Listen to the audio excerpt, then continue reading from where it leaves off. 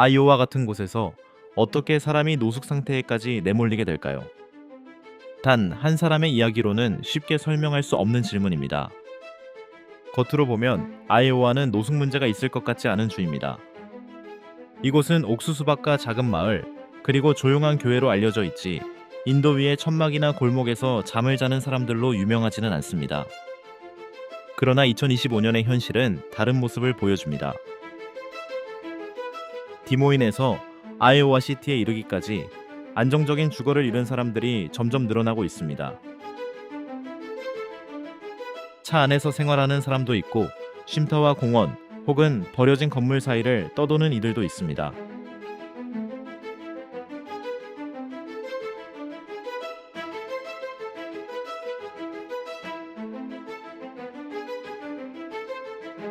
그들 중 많은 이들은 정신질환이나 중독 문제를 겪고 있거나 그저 불운이 겹친 경우입니다.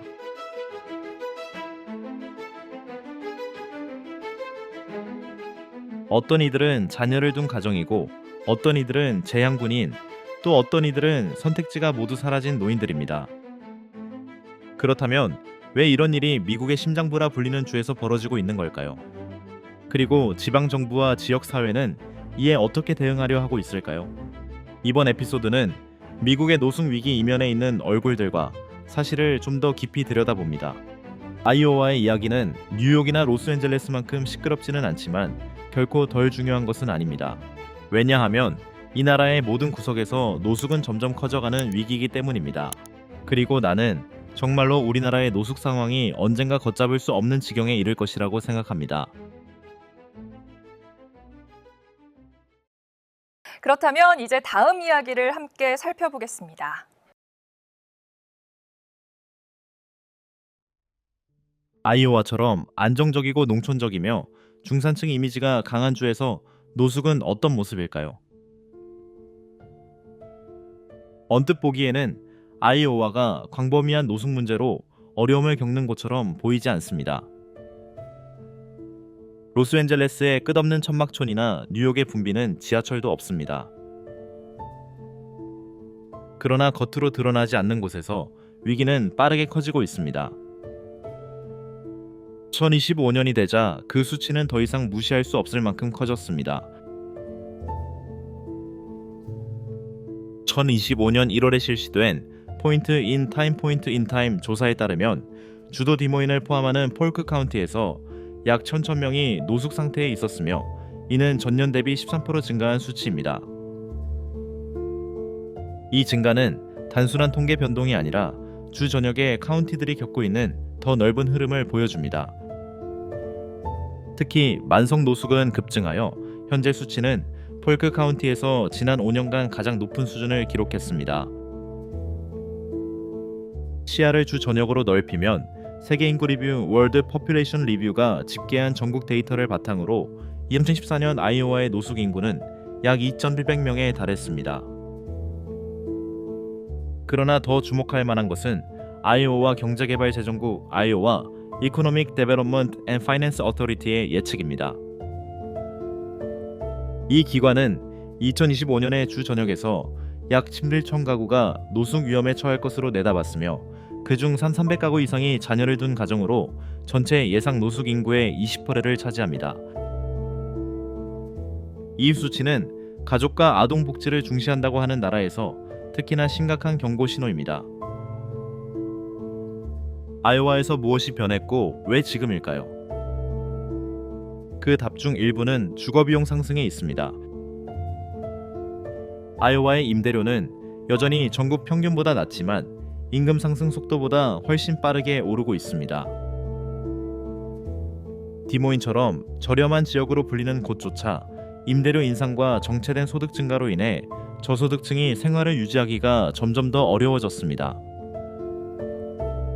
한편 주택 공급은 여전히 부족합니다. 많은 도시에서 공공임대주택 대기 명단은 몇 달 길게는 몇 년에 이르기도 합니다. 체감상 아이오와의 노숙 양상도 변화하고 있습니다.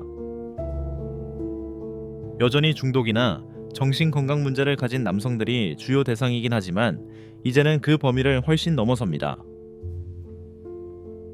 고정 수입으로 생활하는 노인 한부모 가정의 어머니, 심지어 정규직으로 일하지만 임대료를 감당하지 못하는 근로자들까지 피해 범위가 넓어지고 있습니다. 이 위기는 조용히, 그러나 눈앞에 버젓이 존재합니다. 사람들은 차 안에서 생활하거나 지인 집 소파를 전전하며 혹은 살인적인 겨울밤을 임시 천막에서 버팁니다. 도시처럼 위기가 눈에 띄게 드러나지 않는 탓에 아이오와의 노숙인은 종종 보이지 않는 존재로 남으며 흩어지고 고립되고 충분한 지원을 받지 못합니다. 게다가 서비스 제공자들 사이에서도 점점 절망감이 커지고 있습니다. 그들은 한정된 자원으로 최선을 다하고 있지만 수요가 감당할 수 있는 범위를 이미 넘어섰습니다. 쉼터는 만석이고 저렴 주택 바우처는 제한적이며 정신건강 중독 치료 서비스는 과부하 상태입니다. 해마다 더 많은 사람들이 사각지대로 밀려나면서 이 시스템은 사람을 돕기 위해 존재하는가 아니면 단순히 관리하기 위해 존재하는가 라는 의문이 커지고 있습니다. 이런 관점에서 보면 아이오와는 더 큰 국가적 딜레마의 축소판입니다. 아이오와의 노숙 증가는 농촌이나 중서부주는 주거 불안정에서 안전하다는 오래된 생각을 무너뜨립니다. 실제로는 그 반대입니다. 빈곤 물가 상승, 보건 위기, 그리고 정책 실패는 주 경계를 가로막지 않습니다. 이번 여행 다큐멘터리에서 더 깊이 살펴보겠지만 미국의 노숙 위기는 더 이상 대도시에만 국한되지 않습니다. 이 위기는 조용히 그리고 꾸준히 나라 구석구석으로 퍼져가고 있습니다. 아이오와는 예외가 아니라 경고입니다.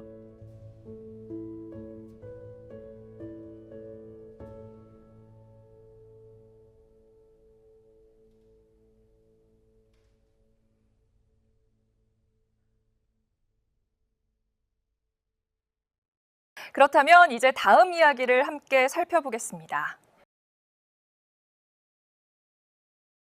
아이오와에서 가장 감정적으로 울림이 큰 이야기 중 하나는 케일라 데일과 그녀의 아버지 렉스의 사연입니다.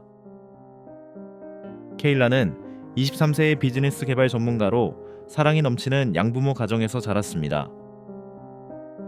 그녀는 친부의 행방을 모른 채 성장했으며 13살 때 처음으로 렉스를 만나 잠시 인연을 이어갔습니다. 수년 뒤 2015년 초 케일라는 할머니로부터 한 장의 문자 메시지를 받았습니다. 그것은 디모인 레지스터 댓 모인 레지스터 신문 한면 사진이었는데 거기에는 한 노숙 남성이 있었습니다. 바로 렉스였습니다. 케일라는 오랫동안 아버지를 찾다가 결국 희망을 접었지만 지역 노숙인 지원단체인 조파 우르리치를 통해 마침내 그를 찾을 수 있었습니다. 그는 다리 밑에서 생활하고 있었습니다. 재회 순간 렉스는 눈물을 흘리며 자신을 실패자라고 불렀습니다. 하지만 케일라는 그에게 이렇게 말했습니다. 저는 화나지도 원망하지도 않아요. 아버지가 저를 생각했기 때문에 그런 선택을 하셨다는 걸 알아요. 그리고 그는 더 이상 혼자가 아니라는 것을 상기시켰습니다. 렉스는 수년간 고립된 삶을 살았지만 그 순간은 중요한 사실을 보여주었습니다. 거리에서 사회로부터 잊힌 존재라 할지라도 가족은 여전히 당신을 찾을 수 있다는 것. 그리고 렉스에게 그것은 모든 것을 의미했습니다. 또 하나의 강한 울림을 주는 이야기는 16살 때부터 노숙 생활을 시작한 남성 본드의 이야기입니다. 이제 62세가 된 그는 성인이 된 이후 한 번도 아파트에서 살아본 적이 없으며 평생을 야외에서 보내며 혹독한 겨울과 깊은 방치를 견뎌냈습니다. 그의 목소리는 차분하지만 그 안에는 깊은 슬픔이 묻어 있습니다. 그는 조지 플로이드 시위 이후 한 노숙인 캠프가 어떻게 형성됐는지를 이렇게 설명했습니다. 우리는 경찰이 두려웠어요. 여성과 아이들을 지키기 위해 이곳을 만들었습니다. 한때 본드와 다른 노숙인들은 주인의 허락을 받아 지역사회의 기부금으로 호텔에서 지내기도 했습니다. 하지만 외부 선동가들에 의해 약탈 사태가 벌어진 뒤 그들은 결국 쫓겨나고 말았습니다. 그는 정부가 노숙인을 외면할 뿐 아니라 그들의 체포재판 수감에서조차 이익을 얻는다고 믿습니다. 저는 평생 아무것도 가진 적이 없어요. 하지만 이 사람들이 집과 음식, 의료 서비스를 받길 바랍니다. 우리도 인간입니다. 당뇨병과 심장질환, 그리고 절단 수술까지 겪었음에도 본드는 여전히 다른 이들에게 물품을 나누고 그들을 지키는 일에 헌신합니다. 우리는 피부색이나 종교를 따지지 않습니다. 우리 모두 노숙인이고 모두 인간입니다. 본드에게 캠프는 단순한 피난처가 아니라 보호와 존엄, 그리고 가족입니다. 그렇다면 이제 다음 이야기를 함께 살펴보겠습니다. 팬데믹 초기에 그 낯설고 힘들었던 시간을 기억하시나요? 물론이죠. 우리 모두 기억합니다. 거리는 텅 비었고 가게들은 문을 닫았으며 가장 기본적인 일상조차도 먼 기억처럼 느껴졌습니다. 하지만 집이 없는 사람들에게 코로나19는 단순히 불편한 일이 아니었습니다. 그들에게 팬데믹은 재앙이었습니다. 아이오와의 노숙인들에게 코로나19는 이미 존재하던 모든 고통을 증폭시켰습니다. 가장 먼저 공공장소가 폐쇄됐습니다. 도서관, 레크리에이션 센터, 교회, 쉼터 등이 완전히 문을 닫거나 운영 시간을 대폭 줄였습니다. 이곳들은 노숙인들이 몸을 녹이고 화장실을 이용하며 와이파이에 접속하거나 두려움 없이 잠시 쉴 수 있는 공간이었습니다. 그런데 이 미약한 안전망들이 하룻밤 사이에 사라져버렸습니다. 이미 한계에 다다른 사회복지 서비스는 봉쇄 기간 동안 운영을 축소할 수밖에 없었습니다. 아웃리치 프로그램은 자원봉사자와 직원이 줄었고 예산도 더욱 긴축됐습니다. 팬데믹 전에도 간신히 유지되던 안정성은 순식간에 무너졌습니다. 푸드뱅크는 식량이 바닥났고 긴급 쉼터는 사회적 거리두기를 위해 수용 인원을 줄여야 했습니다. 그 결과 고립감은 더욱 심해졌습니다. 그리고 그 고요 속에서 중독과 정신질환이 더 깊게 뿌리 내렸습니다. 전국 자료에 따르면 코로나19 첫 2년 동안 특히 노숙인들 사이에서 약물 과다 복용이 급증했습니다.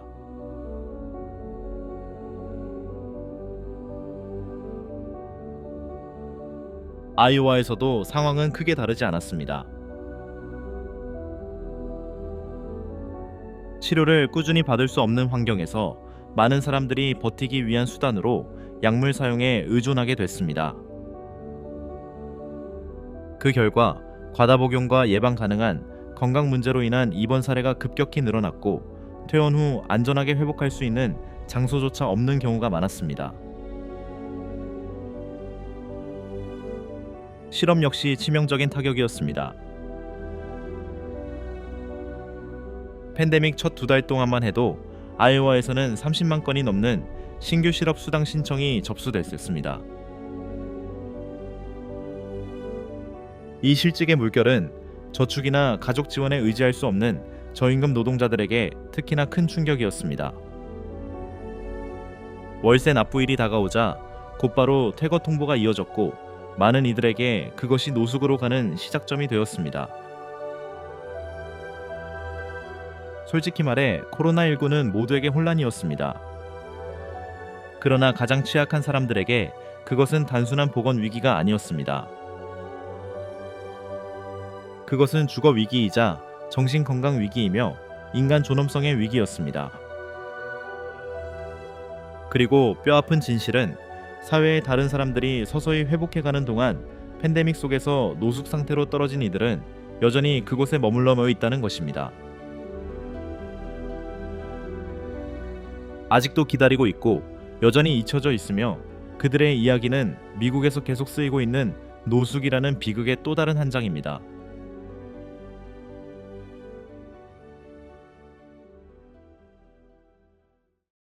그렇다면 이제 다음 이야기를 함께 살펴보겠습니다. 왜 중독은 이렇게 자주 노숙과 함께 나타날까요? 이 질문은 연민과 명확한 이해를 동시에 요구하며 특히 아이오와처럼 약물 사용과 주거 불안정의 교차점이 해마다 더 뚜렷해지는 주에서는 더욱 중요합니다. 먼저 흔한 오해부터 짚어야 합니다. 중독이 항상 노숙의 원인은 아닙니다.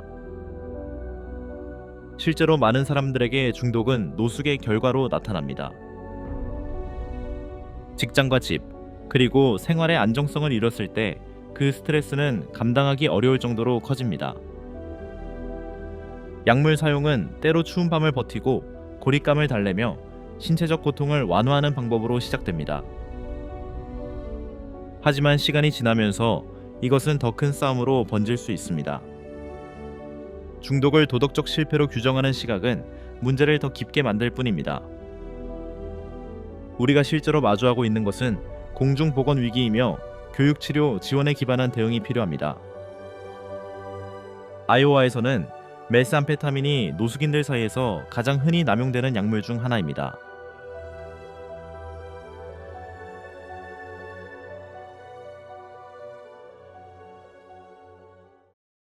그렇다면 이제 다음 이야기를 함께 살펴보겠습니다.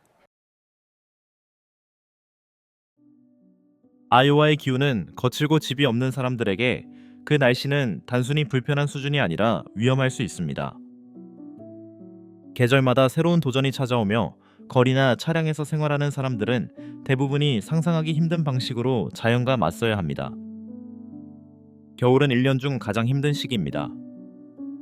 아이오와의 기온은 영하로 떨어지고 눈보라와 사르레는 바람이 불어 밖에서 안전하게 버티는 것이 거의 불가능해집니다. 지붕 없는 상황에서 따뜻한 재킷이나 담요만으로는 충분하지 않습니다.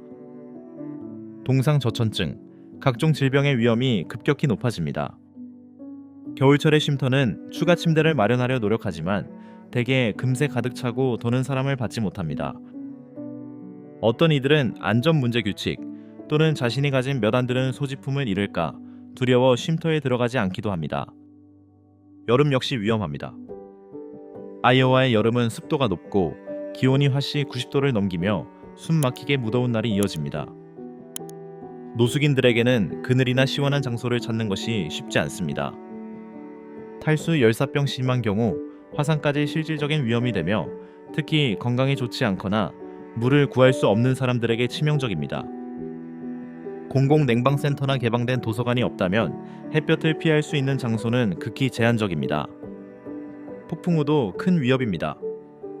아이오와는 강풍 갑작스러운 폭우, 심지어 토네이도로도 유명합니다. 대부분의 사람들은 하늘이 어두워지면 집 안으로 대피할 수 있지만 노숙인들은 그 선택지가 없습니다.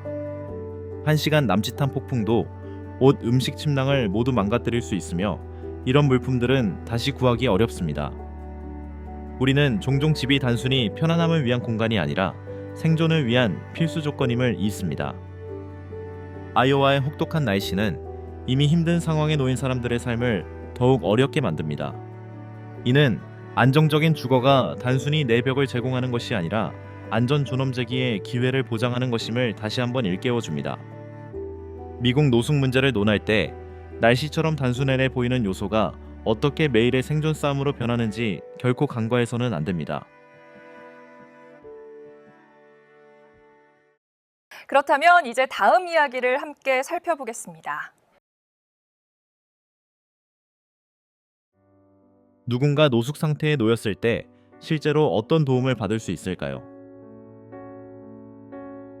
아이오와에는 주거 불안을 겪는 사람들을 지원하는 다양한 서비스가 존재하지만 접근성과 이용 가능성은 지역 예산계인 상황에 따라 달라집니다.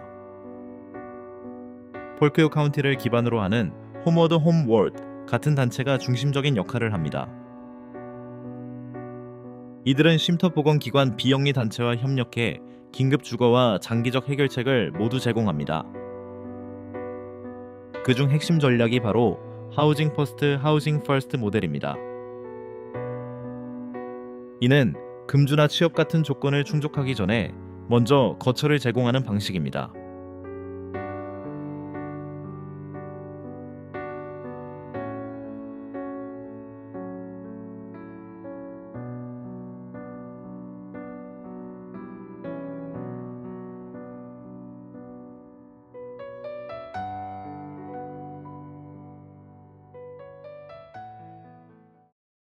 그렇다면 이제 다음 이야기를 함께 살펴보겠습니다.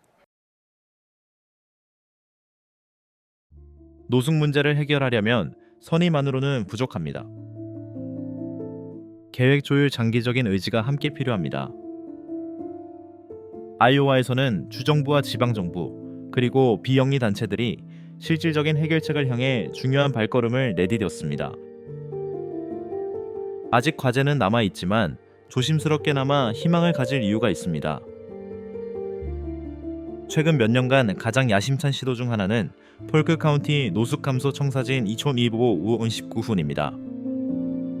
2025년 5월에 시작된 이 계획에는 250명이 넘는 지역사회, 이해 관계자들이 참여했습니다. 여기에는 공무원, 비영리단체, 보건 전문가, 주택개발업체, 종교단체 등이 포함되었으며 주된 목표는 다음과 같습니다. 노숙 감소를 위해 조율을 강화하고 주택 공급을 늘리며 통합 지원 서비스를 제공한다. 이 전략의 핵심은 지원주택 서포티브 하우싱 개념입니다.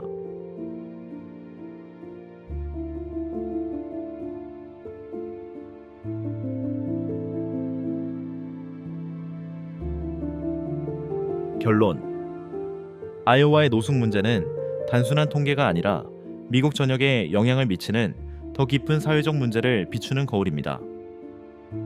주거 비용 상승, 코로나19의 잔존 영양 중독, 혹독한 날씨, 그리고 긴장된 지원 체계까지 이 위기는 복합적이고 계속 진화하고 있습니다. 그러나 분명한 점은 아이오와가 가만히 서 있지는 않다는 것입니다.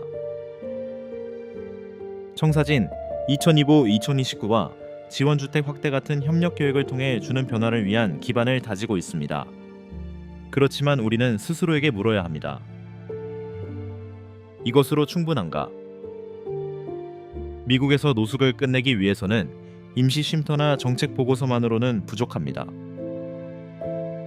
장기적인 투자 공공의 의지 그리고 연민이 필요합니다. 무엇보다 중요한 것은 노숙인을 관리해야 할 문제가 아니라 끌어올려야 할 사람으로 바라보는 것입니다. 이것은 단지 아이오와의 이야기가 아닙니다. 어려운 시기에 서로를 어떻게 돌보는지가 드러나는 더 큰 미국의 이야기입니다. 그리고 그런 의미에서 이 장이 더 나은 결말로 이어지도록 하는 책임은 우리 모두에게 있습니다. 우리처럼 부유하고 역량 있는 나라에서 누구도 차가운 바깥에서 보이지 않고 목소리조차 내지 못한 채 버려져서는 안 됩니다.